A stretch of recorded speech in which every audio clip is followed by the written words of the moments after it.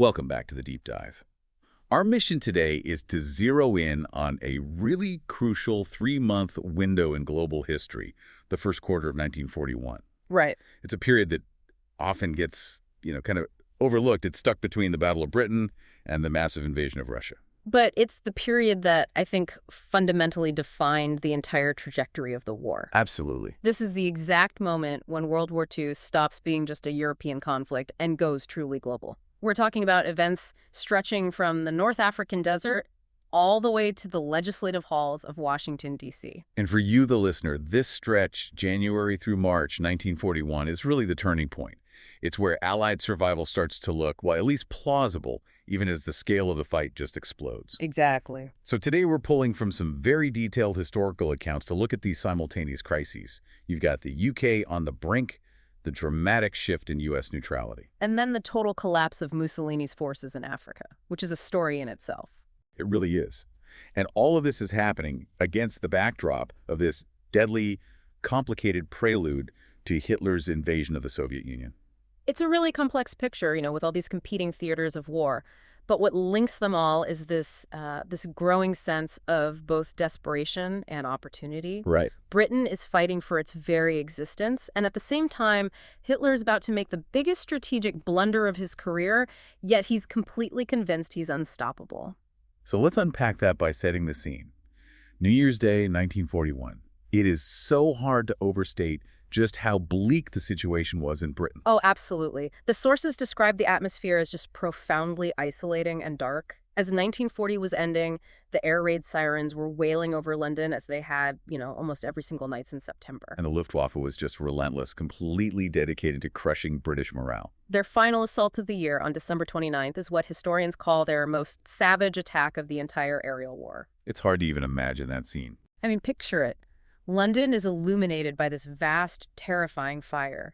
It was often called the Second Great Fire of London. St. Paul's Cathedral miraculously survived, but the entire financial district around it was a smoking ruin. And you have firefighters battling through this dense, suffocating smoke, often with bucket chains because the water mains have been completely destroyed. And below all of that, you have countless civilians crammed into the underground stations, sleeping on the platforms, just cowering in fear and hoping the next bomb doesn't have their name on it. The psychological cost must have been immense. Immense, and the physical cost was staggering. By this point, the conflict had shifted horribly. The death toll confirmed this really tragic truth. More civilians than soldiers were now falling victim to the war. The physical scars were everywhere, but that sense of being completely alone against the Axis war machine, that must have been the worst part. And geographically, that isolation was basically complete. When the war started, it was Britain and France against Germany, but now France had fallen, and the rest of continental Europe was, for all intents and purposes, Hitler's domain. Yeah, the map was terrifying. Holland, Belgium, Luxembourg, all absorbed into the Reich. Denmark and Norway invaded and subdued. And Poland, the country they'd gone to war for, had been neatly carved up between Hitler and Stalin under their non-aggression pact. The Axis reigned supreme. But to say Britain was entirely alone, that does kind of minimize the crucial lifelines that were holding the country together. We have to acknowledge the support from the rest of the empire. Absolutely. The Commonwealth was foundational to the war effort. We're talking about soldiers, pilots, and sailors just pouring in from Australia, from India, from Canada. These weren't just auxiliary forces, they were frontline fighters. And then you have the exile forces. Who were so critical, you have to highlight the Polish contribution. The pilots, for instance. Exactly. The Polish pilots who formed these vital squadrons during the Battle of Britain, often showing just remarkable skill and ferocity. And the Polish cartographers whose work before the war really laid the groundwork for all the successes at Bletchley Park. Breaking the Enigma codes. That wasn't just helpful, that was war-winning intelligence. And while the Commonwealth sent men, resistance groups were already operating inside occupied Europe. Small acts of sabotage, gathering intelligence. Just refusing to submit. That continuous refusal bought Britain precious time to rebuild. But time was running out because the resource crisis was becoming acute. The material losses were crippling. The Battle of Britain had burned through the RAF's resources, but the big one, the thing that really affected Britain's ability to defend itself in 1941, was Dunkirk. Yes. The miracle saved 338,000 men, but almost all of their heavy equipment, their artillery, their tanks, their transport, it was all left behind on the beaches of France. So the army survived, but they were almost naked in terms of modern weapons. Right, which meant the factories had to work around the clock just to replace what was lost, let alone build up enough to go back on the offensive. The British economy simply couldn't do it alone. And that brings us to the crucial realization of this whole quarter. What Britain needed most wasn't just bravery, it was aid. Massive, sustained material support from across the Atlantic. This is the moment where Churchill's painstaking diplomatic relationship with President Roosevelt absolutely had to pay off. And here's where the global dynamic really starts to shift. Because while Britain was struggling, a fascinating counterpoint is that distrust was already starting to breed within the Axis itself. That's right. Between Hitler and Mussolini, well, that relationship was about to implode over Mussolini's sheer incompetence, which we'll get into. But maybe more significantly, the pact between Hitler and Stalin was crumbling. Even though Stalin was still sending supplies. Oh yeah, Stalin was still fulfilling his part of the bargain, sending raw materials. But the Soviet Union was quietly and very rapidly building up its military power. Hitler was acutely aware of this and deeply suspicious. So all these historical forces are colliding at once. We're tracking the desperate fight in North Africa, the tension between Hitler and Stalin, and this decisive legislative fight over in Washington. January, February, March 1941. They really do determine who gets the tools to finish the job. Indeed. We start in a very dark place, but you can see the seeds of future victory being sown right here. Seeds of distrust that hamstring the Axis, and the massive sleeping power of American industry finally beginning to awaken. Okay, so let's dive right into Washington and what might be the most important political battle of this entire quarter, pulling America away from its deep-seated isolationism. The U.S. was officially neutral, of course, but President Roosevelt was already taking these crucial, you could say, sneaky steps away from that position. The groundwork was really laid months earlier, right? In September 1940, with the Destroyers for Bases agreement. Yes, that was Roosevelt's first major executive action. It was a clear signal that America wasn't just going to stand by and watch Britain go under. Sounds so dry, Destroyers for Bases. But the deal was hugely symbolic and strategically vital. It was. Roosevelt traded 50 older American destroyers, basically leftovers from World War I, for 99-year leases on British territory. The U.S. got land for naval and air bases from Newfoundland all the way down to the Caribbean. Churchill was, I imagine, thrilled. He was overjoyed. He called it a decidedly unneutral act. And from a legal standpoint, it absolutely was. It bypassed Congress and gave the British Navy much-needed escort vessels to fight the U-boats in the Atlantic. Churchill saw it as the real start of the Anglo-American alliance. But the challenge for Roosevelt wasn't Hitler. It was the American people.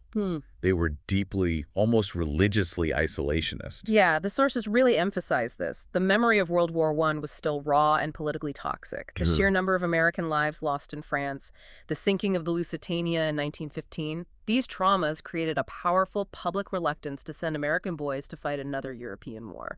And Hitler understood this perfectly. He was meticulous, taking great care not to aggravate the U.S. He was deliberately avoiding the mistakes of Kaiser Wilhelm, who had provoked America into WWI. Hitler's strategy was simple. Keep America convinced that this fight wasn't theirs. But domestic policies were already setting off alarm bells for the isolationists. In 1940, the U.S. started a peacetime draft, a conscription, for the first time ever. Which immediately raised fears of overseas deployment. Roosevelt had to go on the radio and assure everyone this was purely for defense. He drew a very sharp line. Europe, he said, do not ask us to do their fighting, they ask us for the implements of war. That shift, from just helping an ally to becoming a defender of global values, is where Roosevelt showed his mastery. This all culminates in the Four Freedoms speech on January 6, 1941. That speech is absolutely pivotal. It reframed the whole conflict from a geopolitical squabble into a moral crusade. Roosevelt laid out the highest possible stakes. He warned that if Britain fell, the Axis would control Europe, Asia, Africa, Australia, and the high seas. America would be isolated, living at the point of a gun. But the part that really endured was the vision he laid out for the post-war world. Yes, a future founded on 4 essential freedoms. Freedom of speech and expression, freedom of every person to worship God in their own way, freedom from want, and freedom from fear. It was a direct rebuttal to everything Hitler stood for. It was the antithesis, as historians call it, of the so-called New Order of Tyranny. The impact was enormous. The speech was immortalized in posters. It justified this massive expansion of American defense production, and it gave millions of wary Americans a moral compass. They weren't fighting for territory, they were fighting for human dignity. But powerful rhetoric aside, Roosevelt faced a dire material reality. Churchill told him flat out that words wouldn't stop the pantsers. Britain was broke. Completely broke. They could no longer pay for the weapons they desperately needed. Churchill's plea was so direct: give us the tools and we will finish the job. Britain had spent all its gold reserves buying American arms under the Cash and Carry Neutrality Act. That well was dry. So Roosevelt proposed the Lend-Lease Bill. House Resolution 1776, a number that was very deliberately chosen for its symbolism. And his solution was genius in its simplicity and absolutely outrageous to his opponents. It was a law that would let the president sell, transfer title to, exchange, lease, and lend any defense article to any country he deemed vital to U.S. defense. Crucially, it would limit neither the amount nor the kind of aid that could be sent. It was essentially giving the store away with a vague promise of being paid back in kind after the war. I love the analogy he used to sell it to the public. The garden hose analogy, yes. Suppose my neighbor's house catches fire and I have a length of garden hose. I don't want $15. I want my garden hose back after the fire is over. It just cut through all the legislative jargon. It did, but the opposition was ferocious. They saw this as an economic declaration of war, giving the president dictatorial powers. And this is where the America First movement really explodes in prominence. A huge movement operating out of Chicago with some incredibly powerful celebrity voices. People like Charles Lindbergh. Lindbergh was their spiritual leader, a genuine American hero, but they also had people like Walt Disney, the actress Lillian Gish, and even Alice Roosevelt Longworth, Teddy Roosevelt's daughter. This wasn't some fringe group. They were channeling that very real public fear that Roosevelt was deliberately dragging the country into a war they didn't want. And the political sabotage was real. Senator Burton Wheeler, a Democrat, led the opposition in Congress. He made these astonishing charges that Roosevelt wanted to give away the Navy, that he was tricking the country into war. It delayed the bill for months. Well, Britain was being bombed every night. Exactly. But Roosevelt was a master politician. After weeks of debate and political arm-twisting, he finally won Congress over. On March 11, 1941, the Lend-Lease Act was signed into law. It's hard to think of another single piece of legislation in the 20th century with a greater impact. It's impossible. It authorized $7 billion in aid immediately, but it grew to over $50 billion by the end of the war. Ships, aircraft, tanks, sent not just to Britain, but later to the Soviet Union and China. It fundamentally shifted the global balance of power.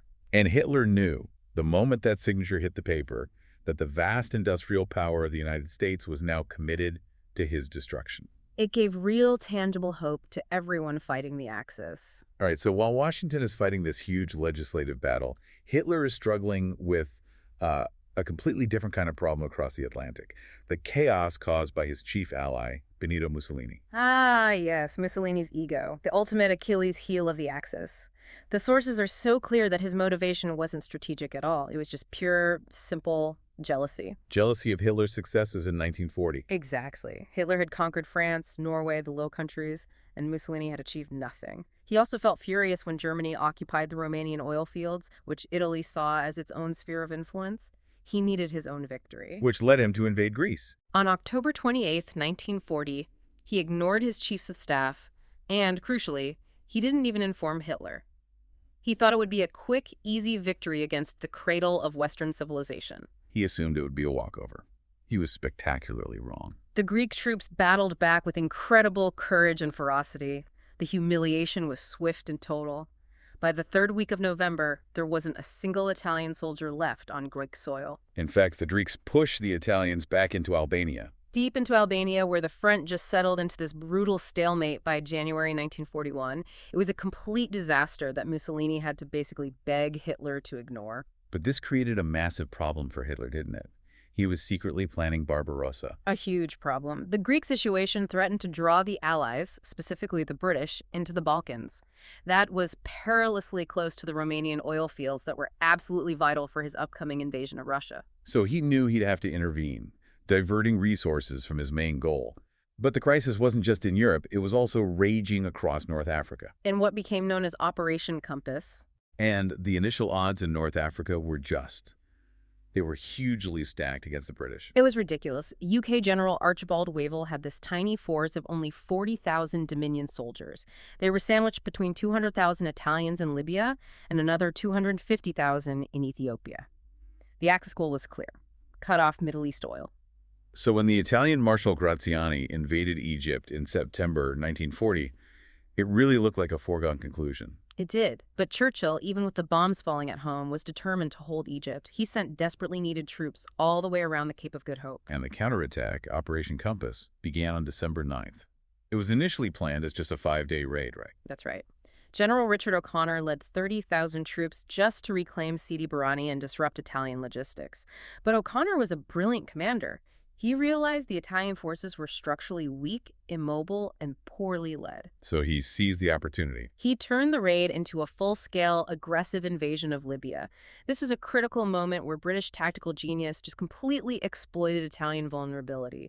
The speed and scale of the victory that followed is just astounding. They used combined arms tactics, fast tanks, infantry, air power, to simply cut off and encircle the static Italian positions. The victories just piled up. Tobruk fell on January 21st, then Derna, then Benghazi on February 7th. And the Italian 10th Army was completely destroyed at the Battle of Beta Fahm. The statistics are mind-boggling. The British captured 130,000 Italians. They seized huge amounts of equipment. And the Allies, they lost only 500 men in the entire 2-month campaign. The Italian 10th Army just ceased to exist. There's that great quote from Anthony Eden. Yes, paraphrasing Churchill. Never has so much been surrendered by so many to so few. Marshal Graziani pleaded nervous exhaustion and resigned. He fled Africa, and 10 days later, the road to Tripoli was wide open. It seemed like the complete collapse of Italian power in North Africa was imminent. But the war wasn't just in the desert. It was also about control of the sea lanes, which brings us to Malta. Malta was everything. Churchill called it the unsinkable aircraft carrier, and he was right. It was the crucial refueling point for Allied convoys, and it was perfectly placed to attack Axis supply routes to Libya. And the British forces based there were causing havoc. They were decimating Italian convoys. The Axis knew they had to neutralize it. And this is where the Greek blunder comes back to affect Africa. Mussolini, desperate after Operation Compass, asked for German help. So Goering sent in the Luftwaffe. He sent his most elite unit, Fliegerkorps X, from Norway down to Sicily. Hundreds of the best German warplanes arrived in early January. And their debut was terrifying. On January 10th, they targeted a convoy being escorted by the aircraft carrier HMS Illustrious. A key target.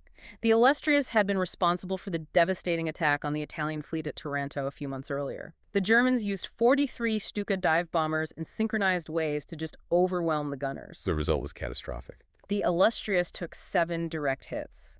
It was described as all but destroyed. It managed to limp into Malta for repairs, but its loss meant the balance of power in the Mediterranean swung violently back to the Axis. And Malta was left to suffer. It suffered immensely.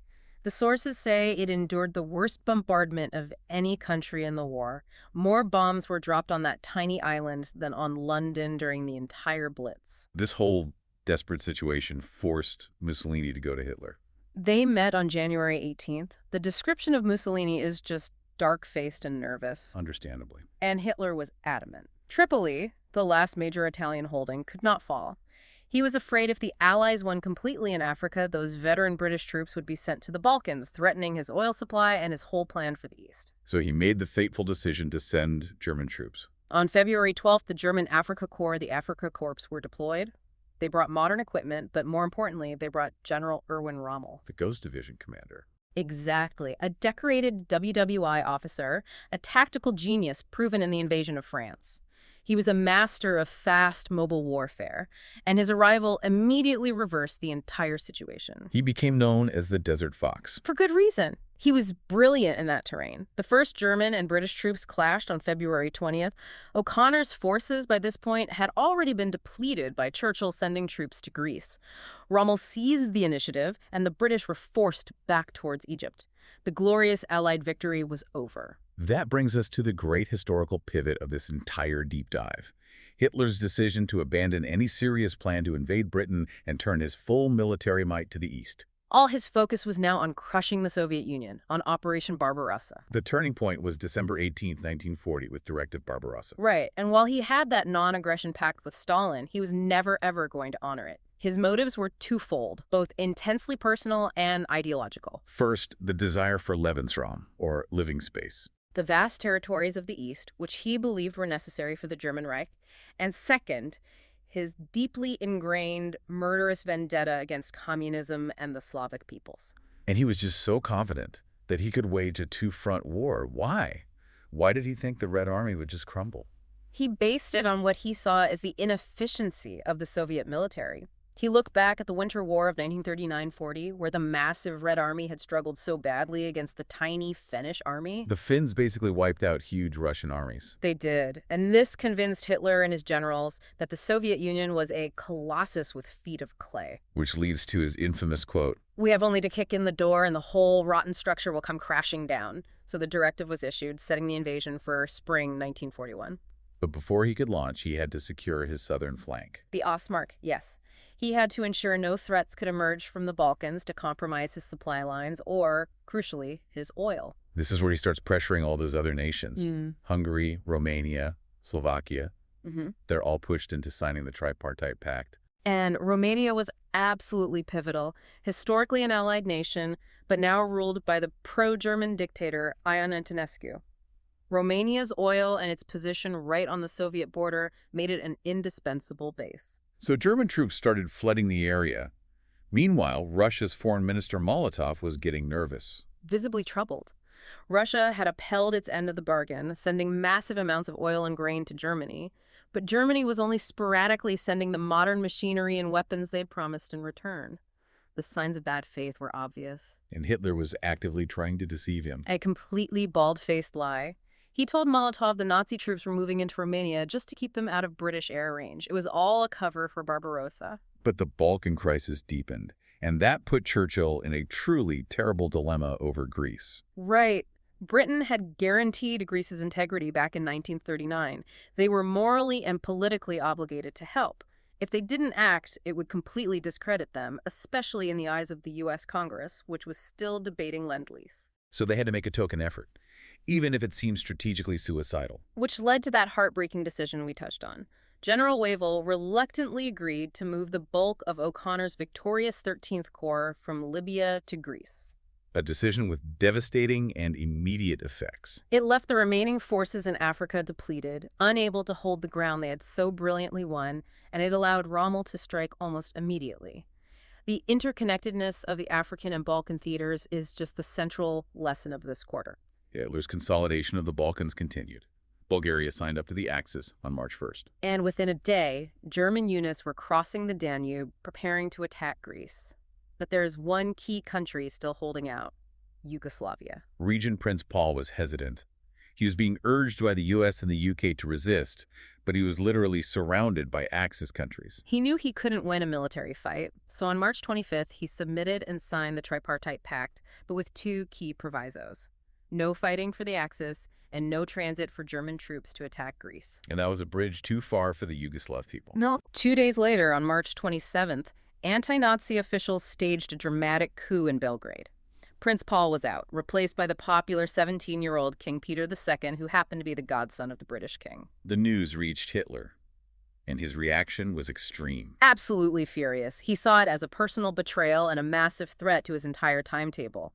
He declared immediately, "Yugoslavia will be annihilated." He launched Operation Punishment with terrifying speed. On April 6th, the Luftwaffe unleashed this intense, devastating bombardment on Belgrade, killing thousands. The resistance was brave but short-lived. Greece was defeated within weeks. The whole of the Balkans was now under Axis control. And here's the incredible historical irony. The unexpected resistance from Mussolini's Greek blunder and then the defiance of the Yugoslav coup forced Hitler to divert massive resources and time to the Balkans. The source material is very clear. This delay was monumental. Stalin was watching all of this. He'd received multiple warnings about Hitler's invasion plan, but he refused to believe the Nazis would dare attack while they were still tied up elsewhere. Because Hitler had to divert his best air units to the Med to save Mussolini, And then his armies to crush Greece and Yugoslavia, Operation Barbarossa was delayed from its optimal spring start. That specific delay meant the invasion finally launched in June, weeks later than planned. So when the infamous Russian winter general winter took hold, the German advance hadn't reached its objectives like Moscow or Leningrad. So this unforeseen consequence, Mussolini's ego, Rommel's arrival, the Yugoslav coup, Churchill's difficult choice, it all coalesced in the first quarter of 1941 to delay Barbarossa.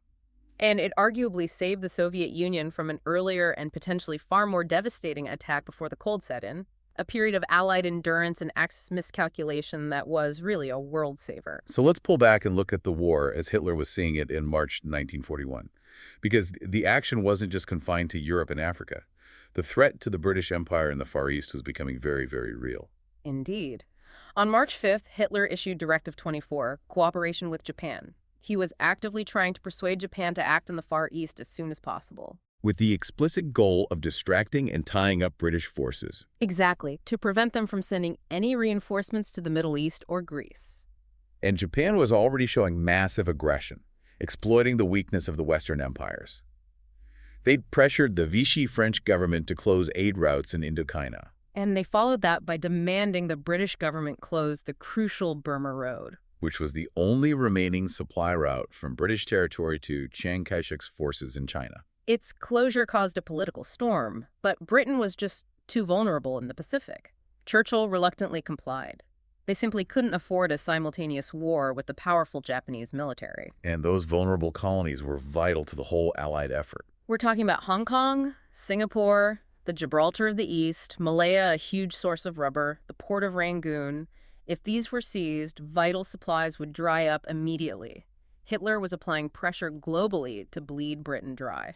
What's so remarkable, given this constant existential threat, is that British resolve at home remained absolutely rock solid. Despite the continuous, intense bombing through January and February, the national morale stayed firm. We talk about the Blitz spirit, but the defiance was genuine and pervasive. And the royal family set the standard for that. King George VI and Queen Elizabeth refused to leave London, even after Buckingham Palace was hit multiple times. They stayed in the city, touring the bomb sites, showing hope. That symbolic defiance was worth 10 divisions to national morale. Meanwhile, the government had to mobilize the entire nation for total war. And this led to a dramatic and lasting social transformation, didn't it? Led by Ernest Bevin, the Minister for Labor. He realized that to meet production targets, he had to tap into a completely new source of labor.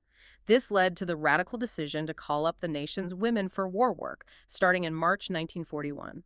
This is a fundamental shift away from the traditional view of a woman's place being in the home. It was a total war economy. Vast swaths of the female population were now subject to mandatory service. And the scale of that change was just astonishing. By mid-1943, almost 90% of single women and 80% of married women were working in some capacity in munitions factories, on the land, in the land army, or in the armed forces themselves. Their contribution dramatically altered traditional social roles. And it ensured Britain could actually produce enough material to survive and eventually go back on the offensive. The social revolution at home was as vital as any victory abroad. And as the home front was transforming, the nature of air warfare was also shifting, especially in the Battle of the Atlantic. Yeah, the German Navy's fortunes were starting to waver a bit. U-boat losses were mounting, partly thanks to those extra destroyers from Roosevelt, which allowed for better convoy protection. So Karl Dönitz, the commander of the German Navy, he realized he needed a new strategy. He turned to Hitler and the Luftwaffe. He argued that instead of bombing inland cities like London, which had clearly failed to break morale, they should shift focus to the port cities. So places like Plymouth, Bristol, Swansea, Belfast. Exactly. Cripple the supply chain directly and aid the naval war effort. This brought devastating consequences for those cities, but it was a clear sign that the strategy of purely demoralizing inland cities was failing. British resolve was holding firm. And as spring approached, the single biggest piece of news broke through all that gloom and cemented Britain's future. On March 11th, Lend-Lease was signed. The lifeline was secured. The knowledge that vast, almost unlimited quantities of war supplies from the world's greatest industrial power would soon be arriving. It gave Churchill and the British people real material hope that the war could actually be won. And Adolf Hitler, now focused entirely on the East, had to face the reality that he would soon be fighting a global war against immense economic power.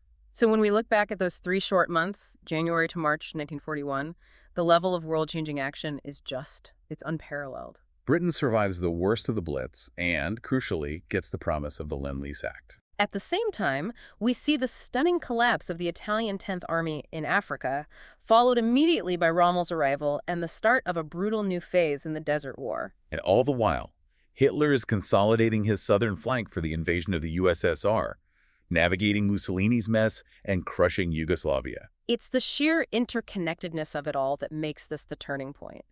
O'Connor's stunning success directly led to Allied troops being diverted, which in turn forced Hitler to send Rommel. And Mussolini's original blunder in Greece, followed by the resistance in Yugoslavia, imposed that crucial delay on Operation Barbarossa.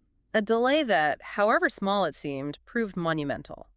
It prevented the German army from reaching its objectives before the Russian winter set in. It's just a remarkable demonstration of how blunders in one theater can determine the outcome in another. We know Lend-Lease passed, signaling America's commitment to the Allied cause, even if it wasn't an official entry into the war. But let's look at the broader implications being set up here, especially concerning the Far East. This is what's fascinating. The global picture was being shaped by Axis coordination. We mentioned Hitler's Directive 24 in March, explicitly demanding Japan distract Britain in the Far East. Right. And we also know that relations between Washington and Tokyo were rapidly deteriorating over Japanese aggression in China and Indochina. By the end of 1941, Japanese spies were already actively surveying Pearl Harbor. So this raises a really important question for you to mull over. Considering that explicit Axis coordination in early 1941 and Japan's eventual attack on the U.S., how much did that critical coordination set the stage for the U.S. to enter the war across the Pacific? Rather than purely focusing on Europe, as so many isolationists had desperately hoped, did Hitler's global strategy inadvertently guarantee America's entry via a Pacific attack? It forces us to appreciate that the strategic decisions made in Berlin and Rome in early 41 didn't just affect Europe. They guaranteed the war would soon encompass the entire globe, pulling America into the conflict from a completely unexpected direction. Absolutely. This deep dive has relied on some fantastic source material, pulled directly from an account by the World at War channel. They produce these incredibly detailed and nuanced historical war stories. They're fantastic. And if you found this level of historical exploration valuable, and if you appreciate the extensive research that goes into creating and sharing this kind of detailed knowledge, we really invite you to support the creators behind that War Stories content. Every purchase really does help fund more research and production of these deep historical analyses. It ensures more context and nuanced analysis can reach listeners just like you. You can help make sure more of these deep dives are available by checking out their dedicated merchandise. To support the channel that created all this detailed content, you can look for the shop link in the description below and purchase some War Stories merch today. Every single purchase helps fund more research and historical deep dives just like this one. Thank you for joining us on the Deep Dive.